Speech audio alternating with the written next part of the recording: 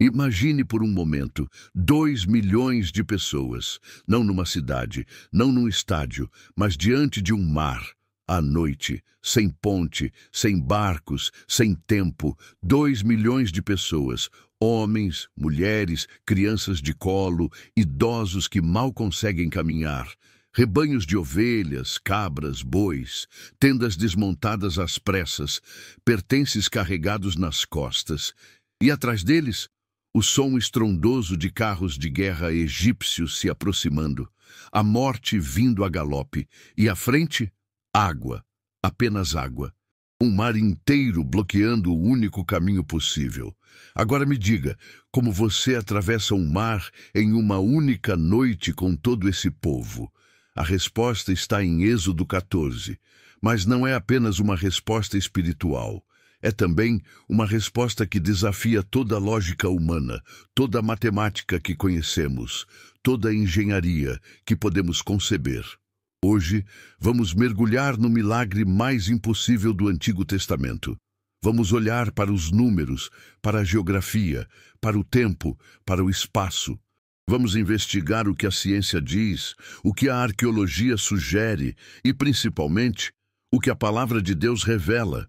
Porque quando Deus faz os cálculos, irmão, irmã, nenhum zero à esquerda limita o poder dele.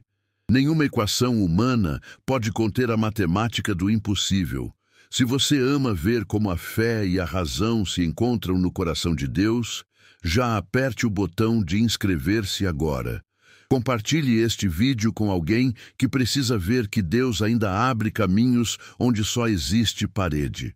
E fique até o final, porque vamos revelar algo que pode transformar a forma como você enxerga os milagres e a sua própria vida. Preparado? Então, vamos entrar nessa travessia juntos. Para entendermos a magnitude do que aconteceu no Mar Vermelho, precisamos primeiro voltar no tempo, cerca de 3.500 anos atrás, mais ou menos entre 1446 e 1260 a.C., dependendo da cronologia que você adota. O Egito era a superpotência mundial. Pirâmides já pontilhavam o deserto. Faraós governavam com mão de ferro, e no meio dessa máquina de poder, um povo escravizado. Os filhos de Israel, descendentes de Abraão, Isaque e Jacó, que haviam chegado ao Egito em tempos de fartura, mas que agora gemiam sob o peso de tijolos e chicotes. 430 anos de cativeiro, gerações inteiras, nascidas e mortas na escravidão. Mas Deus não havia esquecido sua promessa. Ele levantou um homem chamado Moisés, criado no próprio palácio do faraó, mas nascido entre os oprimidos. E através de Moisés, Deus desencadeou 10 pragas devastadoras sobre o Egito. Cada uma delas um golpe direto contra os deuses egípcios, mostrando que o Deus de Israel estava acima de todos. A 10ª praga foi a mais terrível, a morte dos primogênitos. Naquela noite, o faraó finalmente cedeu. "Saiam", gritou ele, "saiam do meu povo e sirvam ao seu Deus." E assim começou o Êxodo, a grande saída. Êxodo 12:37 nos diz: "Partiram, pois, os filhos de Israel de Ramessés para Sucote, cerca de 600.000 homens a pé, sem contar as crianças. 600.000 homens adultos. Se você adicionar mulheres, crianças e idosos, os estudiosos estimam entre 1,5 a 2 milhões de pessoas. Uma nação inteira em movimento. Eles levaram seus rebanhos. Êxodo 12:38 fala de muitíssimos rebanhos, tanto de ovelhas como de gado. Carregaram tudo o que tinham, tendas, utensílios, alimentos, água. Os egípcios, apavorados e aliviados por vê-los partir, lhes deram joias de prata e ouro, roupas, uma espécie de compensação pelas décadas de trabalho forçado. Mas aqui está o problema. O faraó mudou de ideia. Êxodo 14:5-7 relata: "Tendo sido anunciado ao rei do Egito que o povo havia fugido, mudou-se o coração de Faraó e dos seus oficiais contra o povo. Aprontou, pois, o seu carro e tomou consigo o seu povo. Tomou também 600 carros escolhidos e todos os carros do Egito, e capitães sobre todos eles. Imagine a cena. O exército mais poderoso do mundo antigo. Carros de guerra puxados por cavalos treinados, soldados equipados com lanças e espadas de bronze, arqueiros habilidosos. Todos mobilizados para uma única missão: trazer os escravos de volta, ou exterminá-los. E os israelitas? Eles estavam caminhando em direção ao deserto, guiados por uma coluna de nuvem durante o dia e uma coluna de fogo à noite, a presença visível de Deus. A rota que seguiram não foi a mais direta. Êxodo 13, 17, 18 explica que Deus não os levou pelo caminho da terra dos filisteus, para que, porventura, o povo não se arrependa, vendo a guerra, e volte ao Egito. Em vez disso, Deus os conduziu pelo caminho do deserto, para o lado do Mar Vermelho. O termo hebraico usado é Yam Suf, literalmente Mar de Juncos ou Mar de Caniços. A localização exata tem sido debatida por séculos. Pode ter sido o Golfo de Suez, o Golfo de Aqaba ou até mesmo um dos lagos amargos na região do Sinai. Voltaremos a isso mais tarde. O que sabemos com certeza é isto: eles chegaram ao mar e acamparam. Êxodo 14, 2 diz: Dize aos filhos de Israel que retornem e acampem diante de Pi-Hairote, entre Migdol e o mar, diante de Baal-Zefon. Em frente dele acampareis junto ao mar. Pi-Hairote, Migdol, Baal-Zefon, nomes antigos que ecoam através dos milênios. Lugares onde montanhas encontram água, onde o deserto encontra o mar, onde, naquela noite específica, o impossível encontrou o Todo-Poderoso. E então o terror chegou. Antes de mergulharmos nas cenas dramáticas e nos cálculos que desafiam a mente, deixe-me traçar o mapa do que vamos explorar juntos nesta jornada. Primeiro, vamos enfrentar o desafio logístico da travessia. Estamos falando de 2 milhões de pessoas. Não é um grupo de turismo, não é uma procissão religiosa organizada, é uma multidão em pânico, fugindo de um exército com crianças, idosos, animais. Como você move isso através de um mar? Em quantas horas? Qual a largura necessária do caminho? Que tipo de organização seria preciso? Os números, meu amigo, são de tirar o fôlego. Segundo, vamos investigar os possíveis locais históricos. Onde exatamente aconteceu essa travessia? O debate acadêmico é intenso. Há quem defenda o Golfo de Suez, no braço ocidental do Mar Vermelho, perto da península do Sinai. Outros apontam para o Golfo de Aqaba, mais ao leste. Há também quem sugira os lagos amargos ou até o lago Menzalé, corpos d'água menores na região. Cada local tem suas evidências, suas peculiaridades geográficas, seus defensores apaixonados. Vamos olhar para essas teorias com respeito e prudência. Terceiro, vamos examinar as interpretações científicas. Como um mar se abre? Existe alguma explicação natural para o fenômeno?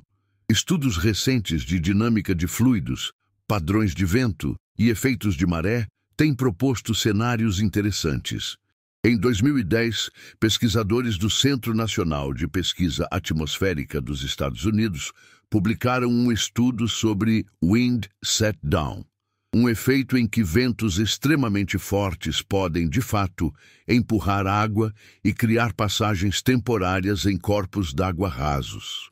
Vamos explorar essas ideias, não para reduzir o milagre, mas para admirar como Deus pode usar as próprias leis naturais que Ele criou para realizar seus propósitos.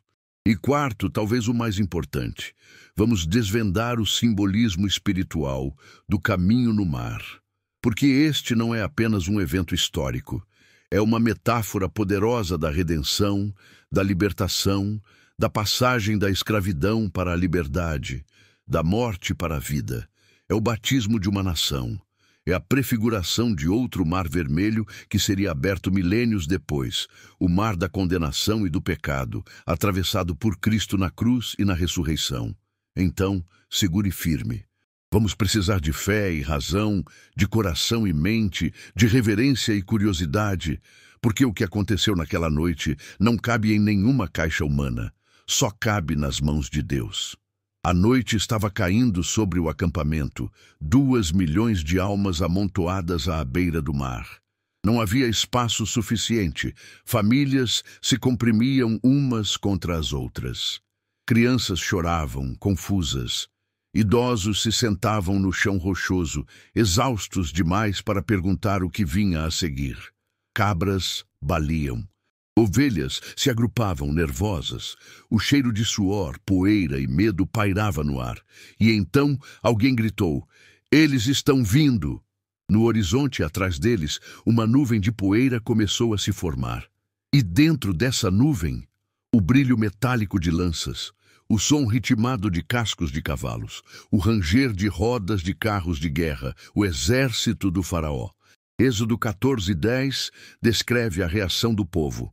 Tendo o faraó se aproximado, os filhos de Israel levantaram os olhos e eis que os egípcios marchavam atrás deles. Então tiveram muito medo e clamaram ao Senhor. Muito medo. 3 palavras que não fazem justiça ao terror absoluto que deve ter dominado aquelas pessoas. Alguns começaram a gritar com Moisés: "Foi porque não havia sepulturas no Egito que nos tiraste de lá para morrermos no deserto? Por que nos fizeste sair do Egito?" Êxodo 14:11. É fácil julgá-los, não é? Mas coloque-se no lugar deles. Você acabou de sair de 400 anos de escravidão. Viu pragas incríveis. Acreditou que finalmente seria livre. E agora? Encurralado. Mar à frente. Montanhas aos lados. Exército atrás. Nenhuma saída visível. É o momento em que a lógica diz: acabou. Mas Moisés, Moisés, aquele homem de 80 anos que gaguejava, que havia fugido do Egito como assassino e voltado como libertador, aquele homem que tinha encontrado Deus na sarça ardente. Moisés ergueu a voz: "Não temais, aquietai-vos e vede o livramento do Senhor que hoje vos fará, porque os egípcios que hoje vedes, nunca mais os vereis. O Senhor pelejará por vós, vós vos calareis." Êxodo 14:13-14. Vede o livramento do Senhor, não o livramento da sua força, não o livramento da sua estratégia, o livramento de Deus. E então, algo extraordinário aconteceu. Êxodo 14:19-20 relata: o anjo de Deus, que ia diante do exército de Israel, se retirou e passou para trás deles.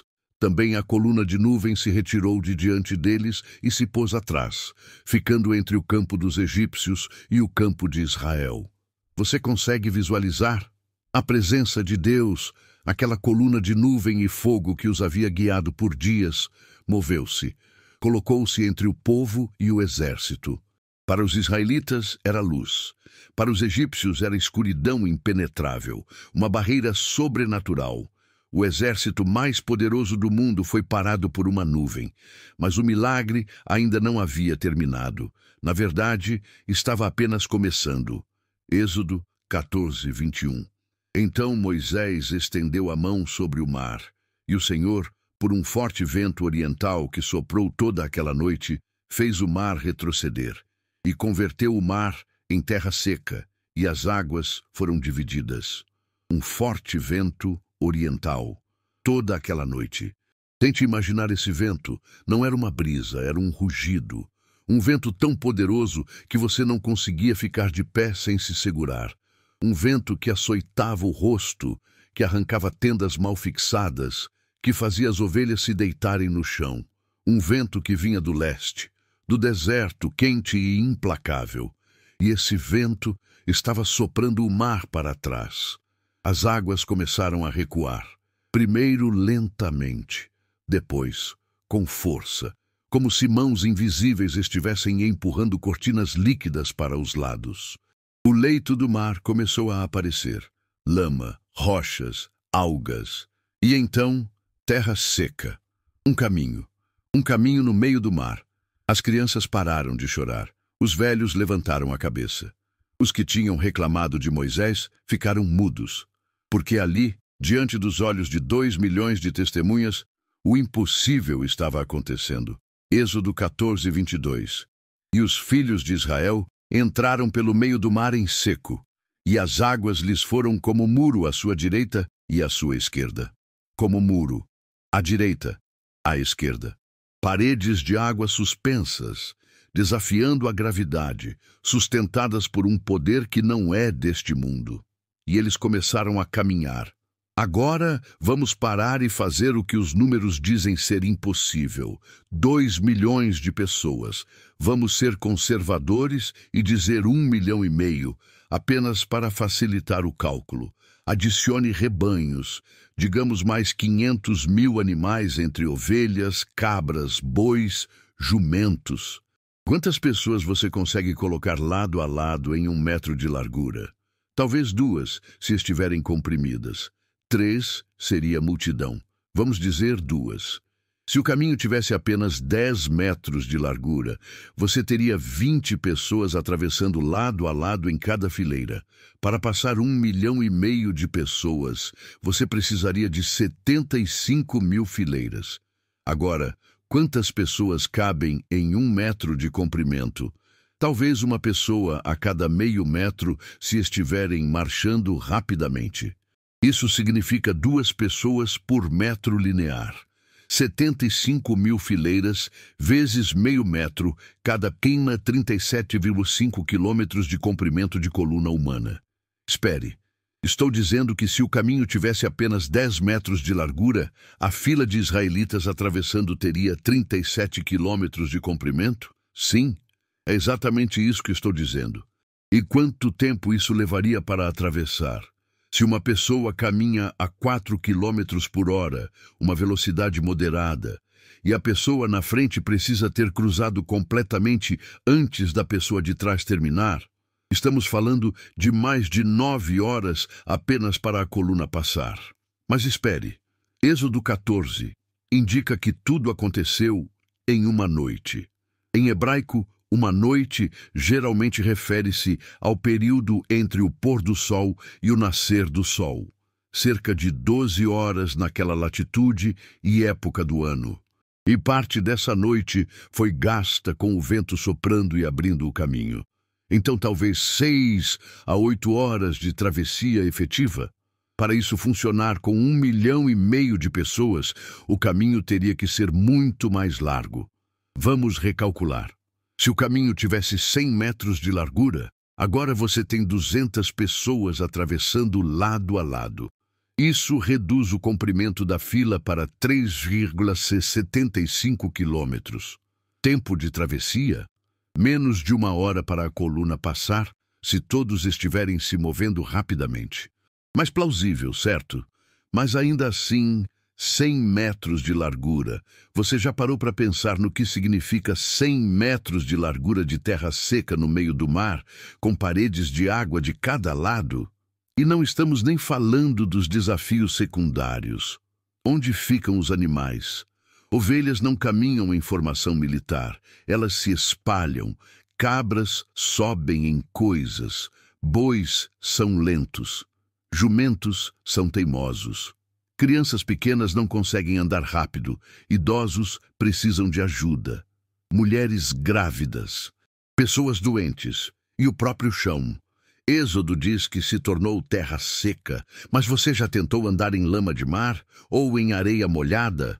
Até que fique firme o suficiente para suportar o peso de milhares de pessoas e animais? Isso não é instantâneo na física que conhecemos. Humanamente falando, cada cálculo que você faz leva à mesma conclusão. Impossível. Logisticamente, impossível. Fisicamente, impossível. Temporalmente, impossível. E é exatamente aí que a matemática de Deus entra. Porque quando você está tentando resolver um problema com matemática humana, você está limitado por variáveis humanas. Mas quando Deus está fazendo os cálculos, ele não está limitado pela largura do caminho que a engenharia pode criar. Ele não está limitado pelo tempo que o relógio marca. Ele não está limitado pelas leis da física que ele mesmo criou. Provérbios 21:31 diz: o cavalo prepara-se para o dia da batalha, mas do Senhor vem a vitória. A aplicação para você e para mim é esta. Há momentos na vida em que você olha para os números e eles dizem impossível. Suas finanças dizem impossível. Seu diagnóstico médico diz impossível. Seu relacionamento quebrado diz impossível. Sua situação no trabalho diz impossível. E você começa a fazer seus próprios cálculos. Se eu fizer isso, se conseguir aquilo, se acontecer isso, e não fecha. Os números não batem. A planilha não equilibra. A matemática humana falha. É nesse momento que você precisa lembrar. Você está tentando resolver um problema de Deus com matemática humana. A matemática de Deus não ignora a realidade. Ela transcende a realidade.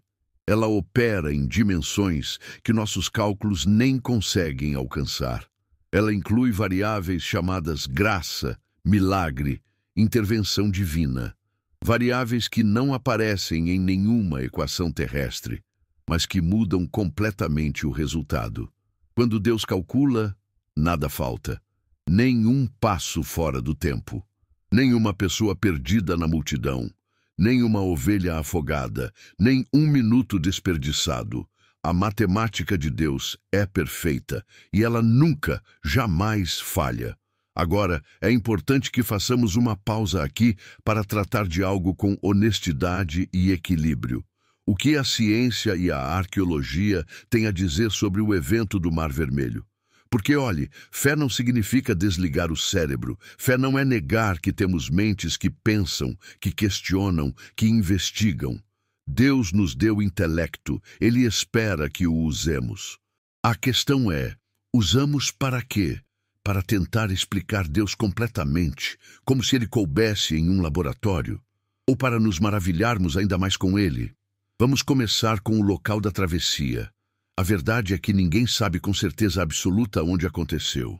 Há estudiosos que defendem que foi no Golfo de Suez, o braço ocidental do Mar Vermelho. Essa região tem águas rasas em certas épocas do ano e áreas onde fenômenos naturais de recuo de água já foram documentados. Alguns arqueólogos apontam para um lugar chamado Nuweiba Beach, no Golfo de Aqaba, onde, segundo eles, há uma formação subaquática que poderia ser uma ponte de terra natural. Outros sugerem os Lagos Amargos, corpos d'água ao norte do Golfo de Suez, que na antiguidade eram parte do sistema de canais e lagos que ligavam o Mar Mediterrâneo ao Mar Vermelho. Cada teoria tem seus defensores. E, honestamente, cada uma tem suas fraquezas também. Porque o texto bíblico usa o termo Yam Suf, mar de juncos, e juncos crescem em águas rasas e salobras, não necessariamente no mar profundo. Isso complicou a identificação por séculos. Há também aqueles que argumentam que toda a narrativa é simbólica, não histórica, que o Mar Vermelho é uma metáfora espiritual. Com todo respeito, discordamos respeitosamente dessa interpretação. O relato de Êxodo é apresentado como história factual, com detalhes geográficos específicos, nomes de lugares, cronologia. E mais, o restante das Escrituras, incluindo o Novo Testamento, trata o Êxodo como evento real. Paulo, em 1 Coríntios 10, 1-2, escreve: Ora, irmãos, não quero que ignoreis que nossos pais estiveram todos sob a nuvem, e todos passaram pelo mar, tendo sido todos batizados, assim na nuvem como no mar, com respeito a Moisés. Então, tratamos isso como história. Mas história que envolve o sobrenatural. Agora, quanto à ciência, em 2010, Carl Drews e Wei-King Han, pesquisadores da Universidade do Colorado e do Centro Nacional de Pesquisa Atmosférica, publicaram um estudo fascinante. Eles usaram modelos computacionais de dinâmica de fluidos para investigar se um vento forte poderia, de fato, empurrar água e criar uma passagem seca. A resposta? Sim, sob certas condições. O estudo focou em um local específico no extremo leste do delta do Nilo, onde um antigo braço do Nilo encontrava uma lagoa costeira. Segundo os cálculos deles, um vento de aproximadamente 100 quilômetros por hora, soprando continuamente por cerca de 12 horas, poderia empurrar a água de uma área rasa, cerca de 2 metros de profundidade, e criar uma passagem seca de 3 a 4 quilômetros de comprimento e cerca de 5 quilômetros de largura. Interessante, não é? O estudo não nega o milagre. Na verdade, um dos pesquisadores afirmou em entrevista que o objetivo não era desprovar a Bíblia, mas entender os processos físicos que Deus pode ter usado. Mas aqui está a questão. Mesmo que aceitemos essa explicação como parte do como, ela não responde ao porquê nem ao quando. Por que exatamente naquele momento? Por que exatamente naquele local? Por que o vento começou a soprar exatamente quando Moisés estendeu a mão? E por que parou de segurar a água exatamente quando o exército egípcio entrou? Alguns podem dizer coincidência. Nós dizemos providência. Há também quem especule sobre tsunamis, terremotos submarinos ou outros fenômenos geológicos. E, novamente, é possível que Deus tenha usado mecanismos naturais como parte do seu milagre. Ele é o Criador da natureza, na final. Ele não precisa violar suas próprias leis para realizar seus propósitos. Ele pode orquestrar elas com perfeição. Mas, no final, nenhuma teoria científica, por mais elegante ou bem fundamentada, pode explicar a totalidade do evento. A ciência pode sugerir um como, mas não pode provar ou desprovar a intervenção divina. Isso está fora do seu escopo. É como tentar medir o amor com uma régua. Você está usando a ferramenta errada. Nossa posição é esta. Seja qual for o mecanismo físico que Deus usou, vento, terremoto, maré, ou algo que a ciência ainda nem descobriu, o evento foi sobrenatural no seu timing, na sua precisão e no seu propósito. Foi um ato de Deus para salvar seu povo e glorificar seu nome. E isso, amigo, não pode ser explicado, só pode ser crido e celebrado.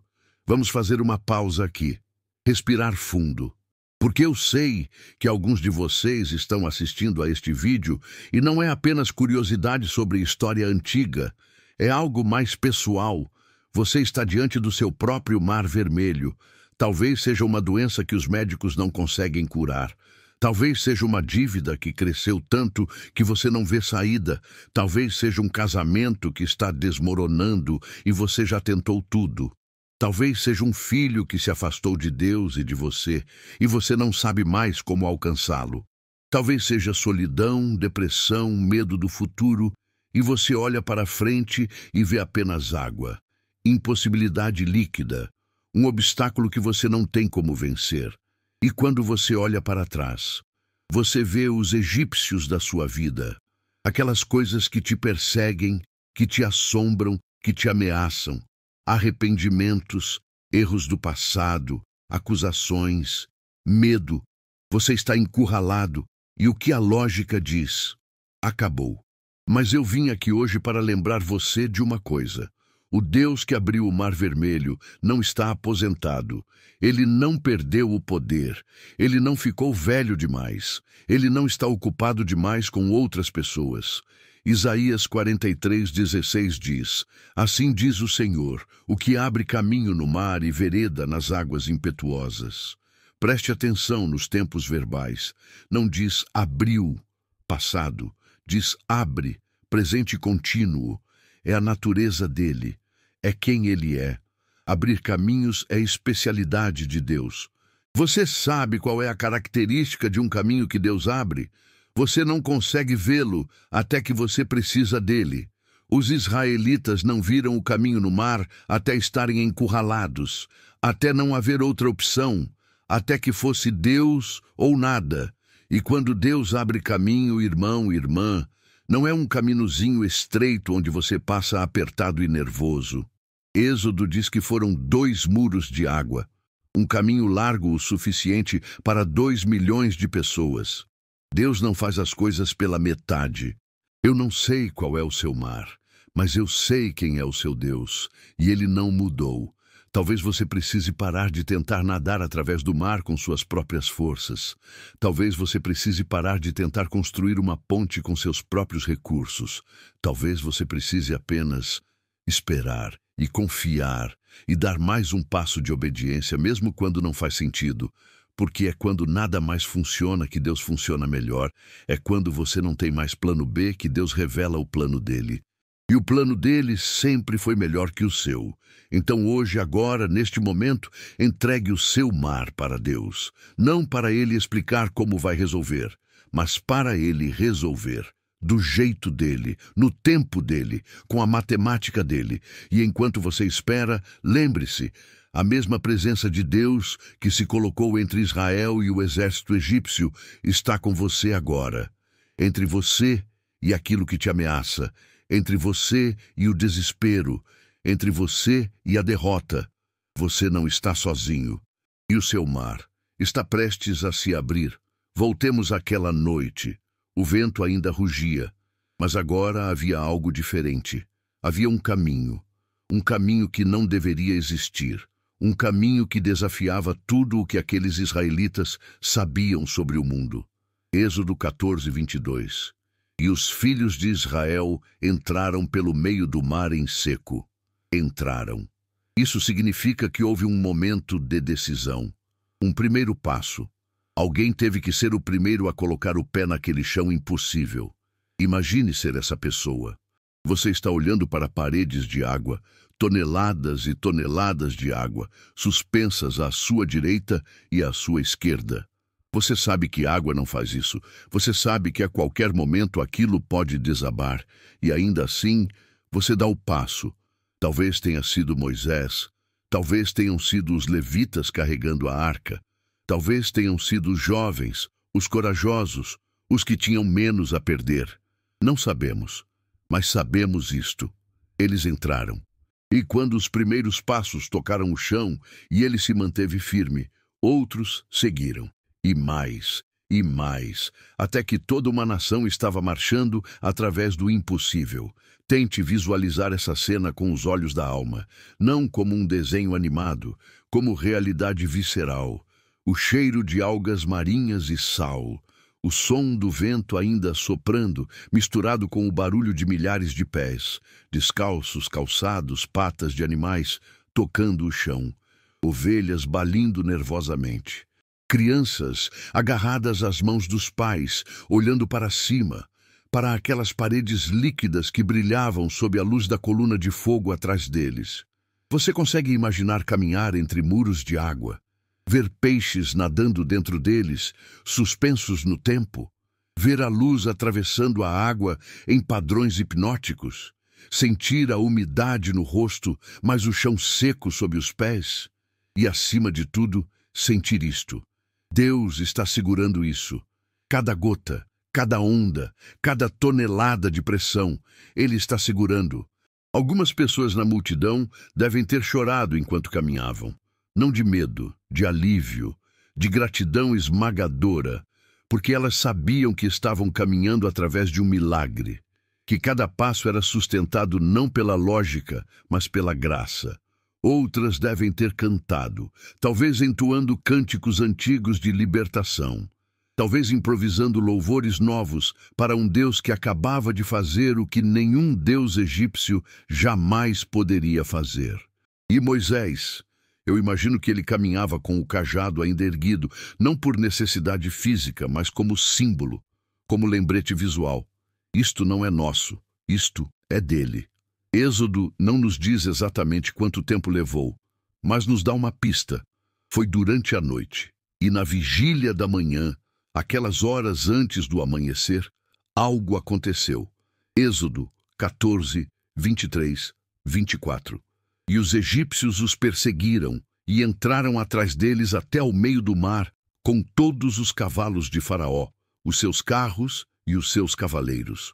Na vigília da manhã, o Senhor, na coluna de fogo e de nuvem, olhou para o campo dos egípcios e alvoroçou o campo dos egípcios. Os egípcios entraram no caminho também. Claro que entraram. Eles viram os escravos fugindo através de uma rota que não deveria existir. E eles pensaram: se eles conseguem passar, nós também conseguimos. Mas havia uma diferença crucial. Os israelitas estavam entrando pela fé, sob a direção de Deus. Os egípcios estavam entrando pela arrogância, contra a vontade de Deus. E Deus os deixou entrar, todos eles, 600 carros escolhidos, todo o exército, no meio do mar. E então, ele olhou para eles. O Senhor olhou. Que frase aterrorizante. Quando Deus olha com julgamento, tudo muda. Êxodo 14, 25. Tirou as rodas dos seus carros e fê-los andar com dificuldade, de modo que os egípcios disseram: fujamos de diante de Israel, porque o Senhor peleja por eles contra os egípcios. As rodas começaram a travar, a cair. O chão, que tinha sido firme para Israel, tornou-se lama pegajosa para o Egito. Os cavalos empacaram. Os carros se atolaram. E pela primeira vez, aqueles soldados, os guerreiros mais temidos do mundo antigo, sentiram verdadeiro terror. O Senhor peleja por eles. Tarde demais, eles entenderam. Isto não era apenas um evento natural. Havia uma presença ali. Um poder que eles não podiam combater. Um Deus que não estava do lado deles. Então, enquanto os últimos israelitas saíam do mar e tocavam terra firme do outro lado, veio a ordem divina. Êxodo 14, 26.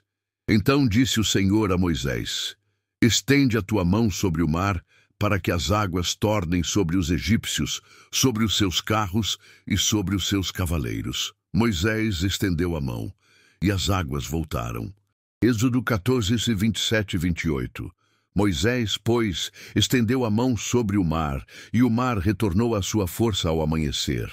E os egípcios, ao fugirem, foram de encontro a ele, e o Senhor derribou os egípcios no meio do mar. As águas voltaram e cobriram os carros e os cavaleiros de todo o exército de Faraó, que atrás deles havia entrado no mar. Nem ainda um deles ficou. Nem ainda um deles ficou. O exército que tinha escravizado uma nação por 400 anos. O exército que tinha perseguido Israel até o mar. O exército que representava o poder, a arrogância e a rebelião contra Deus. Desapareceu, em segundos. E do outro lado do mar, sobre terra seca, 2 milhões de pessoas olharam para trás e viram apenas água, água calma. Como se nada tivesse acontecido, exceto que seus opressores não estavam mais lá. Êxodo 14, 30, 31. Assim, o Senhor salvou Israel naquele dia da mão dos egípcios, e Israel viu os egípcios mortos na praia do mar. E viu Israel a grande mão que o Senhor mostrara aos egípcios, e temeu o povo ao Senhor, e creu no Senhor e em Moisés, seu servo. Eles viram, eles temeram, eles creram. E então Moisés e Miriam e todo o povo começaram a cantar. Êxodo 15 registra o cântico. Cantarei ao Senhor, porque gloriosamente triunfou, lançou no mar o cavalo e o cavaleiro. O Senhor é a minha força e o meu cântico, ele me foi por salvação. Este é o meu Deus, portanto, lhe farei uma habitação. Ele é o Deus de meu pai, por isso o exaltarei. Êxodo 15, 1-2.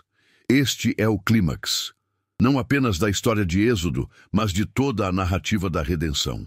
Porque aqui está o que realmente aconteceu naquela noite. Não foi apenas um povo cruzando um mar. Foi a demonstração definitiva de que o Deus de Israel não é um Deus de filosofia abstrata. Ele é o Deus de intervenção concreta. Ele entra na história, ele age, ele salva. E mais, foi uma imagem, uma prefiguração de algo ainda maior que estava por vir. Porque milênios depois, outro mar vermelho precisaria ser atravessado. Não um mar de água, mas um mar de pecado, condenação e morte. E outro libertador ergueria sua mão, não um cajado, mas seus próprios braços, numa cruz.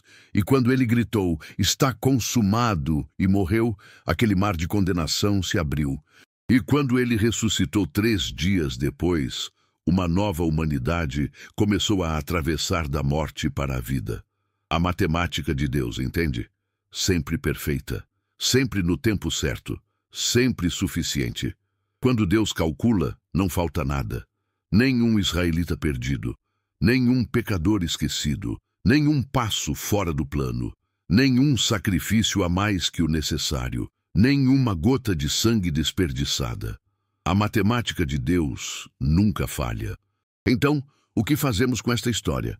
Como uma travessia que aconteceu há mais de 3.000 anos, nos alcança hoje, agora, nesta era de ciência, tecnologia e ceticismo. Deixe-me ser muito claro. Fé não é a ausência de razão. Fé não é desligar o cérebro e acreditar em coisas absurdas. Fé não é negar os fatos. Fé é colocar os fatos e a razão sob a soberania de um Deus que é maior que ambos. É reconhecer que a matemática humana tem limites. Que a ciência, por mais maravilhosa que seja, só pode medir o que é mensurável. Que a lógica, por mais útil que seja, só pode processar o que é processável, e que há uma dimensão da realidade, a dimensão divina, que opera com princípios que transcendem, mas não contradizem tudo o que conhecemos. Hebreus 11:1 define fé assim: Ora, a fé é a certeza das coisas que se esperam, a convicção de fatos que se não veem. Certeza, convicção, não ingenuidade, não ilusão, mas confiança fundamentada no caráter de Deus. Veja bem, os israelitas não atravessaram o mar às cegas. Eles tinham evidências. Eles tinham visto as 10 pragas, tinham visto a coluna de nuvem e fogo, tinham visto o mar se abrir. E então, baseados nessas evidências, deram o passo de fé. Mas o passo ainda era necessário. Conhecimento sem ação é inútil. Você pode saber que Deus é poderoso e ainda assim não confiar nele com sua vida. Então aqui está a aplicação prática, o cálculo da fé para a sua vida. Primeiro, identifique seu mar vermelho. O que é que parece impossível na sua vida agora? O que é que os números dizem que não vai funcionar? Seja honesto. Não espiritualize a dificuldade. Reconheça o tamanho do problema, porque fé genuína não minimiza o desafio, ela maximiza Deus diante dele. Segundo, pare de tentar atravessar com sua própria força. Isso é importante. Há momentos para trabalhar duro, para planejar, para usar sabedoria, mas há momentos em que você precisa parar de nadar e deixar Deus abrir o mar. Discernir a diferença é sabedoria espiritual. Pergunte: Deus, o que o Senhor quer que eu faça? E se a resposta for: aquiete-se e veja minha salvação, então aquiete-se. Terceiro, dê o passo que Deus está pedindo, mesmo que seja um passo pequeno, mesmo que seja um passo que parece insignificante, mesmo que seja um passo que não faz sentido lógico. Moisés teve que estender a mão. Os israelitas tiveram que entrar no caminho. Fé sem ação é morta. Tiago 2:26. Pergunte: Deus, qual é o primeiro passo de obediência? E então dê esse passo. Quarto, confie na matemática de Deus. Isso significa que você para de fazer seus próprios cálculos obsessivamente. Para de remoer como Deus vai resolver. Para de cronometrar quando Ele vai agir. Você entrega o como e o quando e foca no quem. Quem é Deus? Porque se Ele é fiel, se Ele é poderoso, se Ele é amor, então os detalhes estão seguros nas mãos dele. Quinto, prepare-se para o testemunho, porque quando Deus abrir o seu mar, você vai precisar contar para alguém. Êxodo 14:31 diz que o povo viu e creu. Seu milagre não é só para você, é para todos que estão assistindo, para todos que duvidam, para todos que precisam ver que Deus ainda age. Eu quero fazer um convite agora. Não um convite emocional manipulado, mas um convite sincero, pastoral. Se você está diante do seu mar vermelho e tem tentado atravessar sozinho, pare agora. Faça uma oração comigo. Não precisa ser eloquente, não precisa ser longa, apenas honesta. Diga algo assim: Deus, eu estou encurralado. Eu tentei resolver isso sozinho e não consegui. Os números não fecham, a lógica não funciona. Eu preciso de um milagre. Eu entrego este mar para o Senhor. Eu confio que o Senhor sabe fazer a matemática que eu não sei. Eu vou dar o passo que o Senhor está pedindo, mesmo sem entender tudo. E quando o Senhor abrir o caminho, eu vou contar para todos o que o Senhor fez. Em nome de Jesus. Amém. Simples assim, mas poderoso assim. Porque fé não precisa ser complicada, só precisa ser sincera. E o Deus que ouviu o clamor de 2 milhões de escravos há 3.000 anos, Ele está ouvindo você agora. Seu mar não é grande demais para Ele. Sua situação não é complexa demais para Ele. Seus números não assustam Ele. Quando Deus calcula, tudo muda. Porque a matemática dele sempre inclui graça. Chegamos ao fim desta jornada pelo milagre mais impossível do Antigo Testamento. Mas, de certa forma, estamos apenas começando, porque a verdadeira travessia não é lembrar o que aconteceu no Mar Vermelho. É viver como quem sabe que o Deus do Mar Vermelho está vivo hoje. Deixe-me resumir tudo em uma frase. Quando os números dizem impossível, a matemática de Deus diz assista. 2 milhões de pessoas atravessaram um mar em uma noite não porque fazia sentido logístico, mas porque Deus decidiu que eles atravessariam. E quando Deus decide, o universo inteiro se ajusta para cumprir sua vontade. As paredes de água não desabaram porque a física foi suspensa, mas porque o Criador da física disse, fiquem ali. E elas ficaram. O vento não soprou por acaso, mas porque Deus o enviou. No momento certo, na direção certa, com a força certa. O chão não ficou seco por sorte, mas porque a mesma palavra que disse, haja luz, disse, haja terra seca no meio do mar. E hoje, a mesma voz que abriu o Mar Vermelho está dizendo, eu abro caminhos, é o que eu faço, é quem eu sou, e eu vou abrir o seu. Então aqui está meu convite para você. Se você crê que Deus ainda abre mares, se você crê que a matemática dele nunca falha, se você crê que não importa quão impossível seja a sua situação, Deus pode abrir um caminho. Comente agora, caminho aberto. Escreva essas 2 palavras, não como uma fórmula mágica, mas como uma declaração de fé, como um testemunho profético, como uma maneira de dizer para o mundo, para você mesmo, e principalmente para Deus, eu confio, eu creio, eu espero em ti. E quando você escrever essas palavras, leia os outros comentários. Porque você vai ver que não está sozinho. Há milhares de pessoas, assim como você, diante dos seus próprios mares. E juntos, estamos aprendendo a confiar no Deus que ainda faz o impossível. Agora, se este vídeo tocou seu coração, se ele fortaleceu sua fé, se ele fez você ver Deus com novos olhos, eu peço, aperte o botão de curtir. Compartilhe com alguém que precisa ouvir que Deus ainda abre caminhos. Inscreva-se no canal, porque toda semana nós exploramos como a Bíblia, a história e a fé se encontram para transformar vidas. E fique ligado, porque no próximo vídeo vamos explorar algo ainda mais fascinante, onde exatamente o mar se abriu e o que a ciência moderna descobriu no fundo do mar que pode confirmar o relato bíblico. Você não vai querer perder. Vamos investigar evidências arqueológicas, relatos de mergulhadores e teorias que têm deixado estudiosos intrigados há décadas. Mas por agora, deixe-me encerrar com esta bênção. Que o Deus que abriu o Mar Vermelho abra os mares da sua vida, que Ele transforme seus impossíveis em testemunhos, que Ele sustente você como sustentou aquelas paredes de água, com poder, com propósito, com perfeição. Que você caminhe através do que te assusta, sabendo que Ele vai à frente e atrás de você. E que quando você chegar do outro lado, e você vai chegar, você cante o mesmo cântico que Israel cantou. O Senhor é a minha força e o meu cântico. A matemática de Deus nunca falha, nunca falhou, nunca falhará.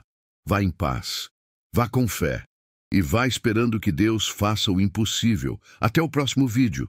Fique com Deus. E lembre-se, seu caminho está sendo aberto. Você só ainda não vê, mas Deus já está trabalhando.